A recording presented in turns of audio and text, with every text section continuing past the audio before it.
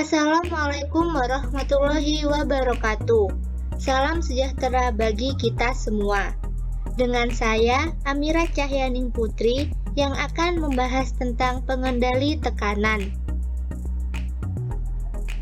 Sebelum kita membahas proses pengendali tekanan, kita harus memahami terlebih dahulu dasar-dasarnya, seperti tujuan dalam pengendali tekanan, komponen yang berpengaruh dalam pengendali tekanan, dan variabel yang berada dalam pengendali tekanan.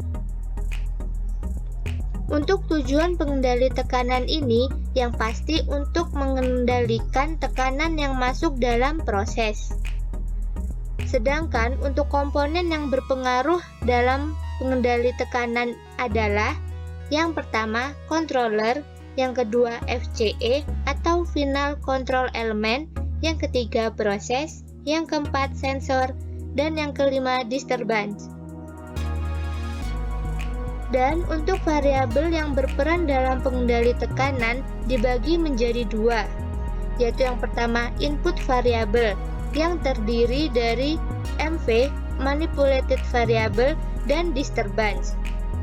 Selanjutnya, untuk output variable yang terdiri dari PV, proses variable, dan SP, set point.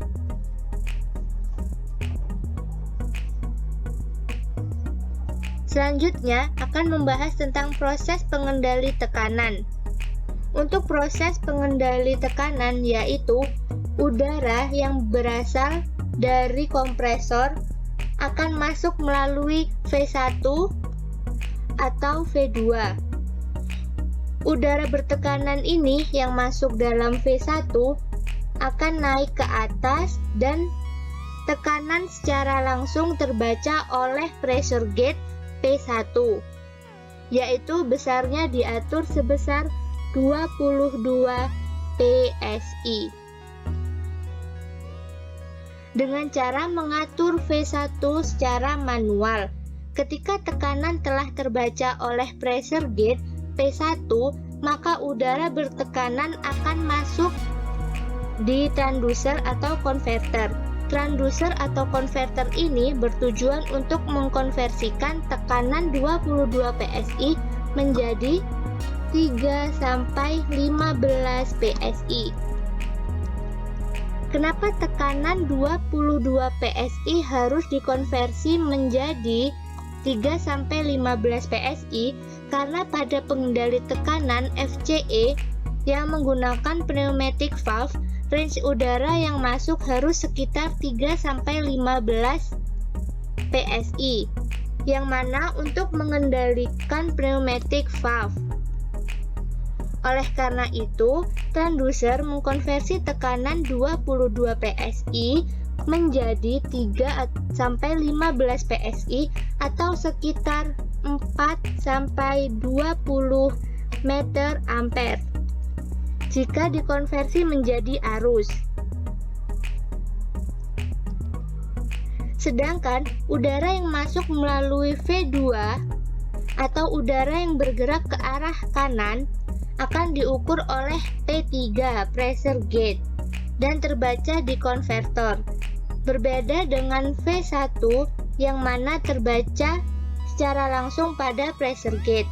Udara yang masuk melalui V1 dan V2 akan masuk melalui pipa dan proses akan berjalan menuju tangki. Proses yang berjalan menuju tangki ini akan diukur menggunakan pressure diferensial atau dengan pengukuran secara langsung menggunakan pressure gauge P4. Terdapat dua pilihan saat proses berlangsung, yaitu menggunakan tangki atau tidak menggunakan tangki. Pada saat menggunakan tangki, udara bertekanan masuk ke dalam tangki dan harus dipastikan bahwa valve pada tangki sudah terbuka. Cara untuk membuka valve ini adalah dengan cara membukanya searah dengan tangki, seperti ini. Pada saat menggunakan tangki, hasilnya akan lebih halus atau smooth daripada tidak menggunakan tangki, karena adanya faktor peredam dalam tangki. dan udara yang masuk tidak langsung terbuang begitu saja, yang mana nantinya akan mempengaruhi pengendalian proses. Sedangkan jika tidak menggunakan tangki, maka valve pada tangki harus ditutup agar udara tidak masuk ke dalam tangki dan udara akan terbuang begitu saja. Saat pengukuran menggunakan pressure gauge, informasi dari pressure gauge akan masuk ke dalam pressure transducer, yaitu P akan mengubah ke dalam bentuk I atau dari tekanan dirubah menjadi arus lalu masuk ke pengendali atau controller.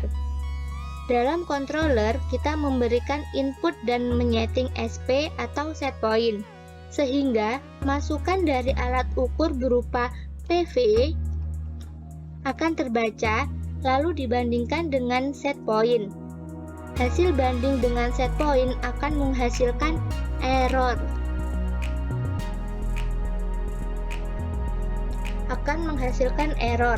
Error ini nantinya akan diberikan kepada FCE, yaitu Final Control Element.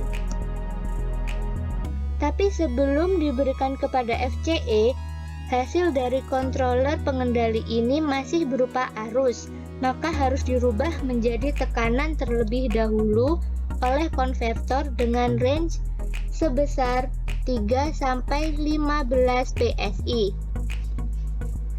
agar dapat menggerakkan FCE pneumatic valve untuk membuka atau menutup.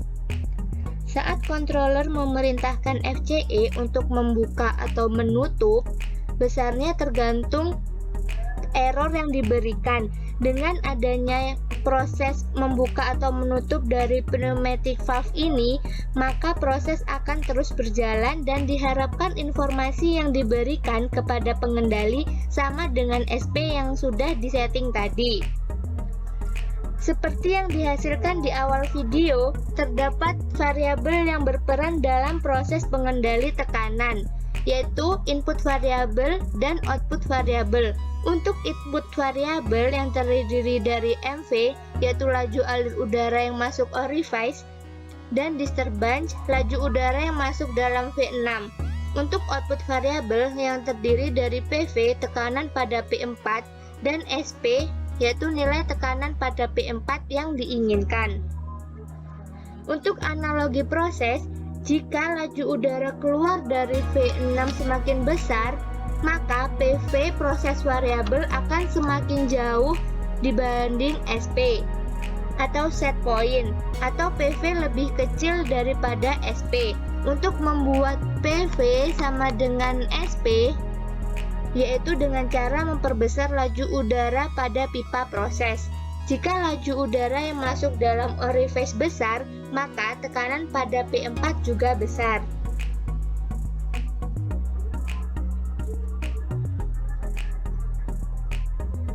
Aksi pengendali. Aksi pengendali dibagi menjadi dua, yaitu aksi proses dan aksi pengendalian. Untuk aksi proses, menggunakan direct acting. Jika MV diperbesar atau semakin besar, maka PV juga akan semakin besar. Sedangkan aksi pengendalian, reverse acting, jika PV diperbesar atau meningkat, maka MV akan diperkecil untuk mendapatkan hasil PV sama dengan SP.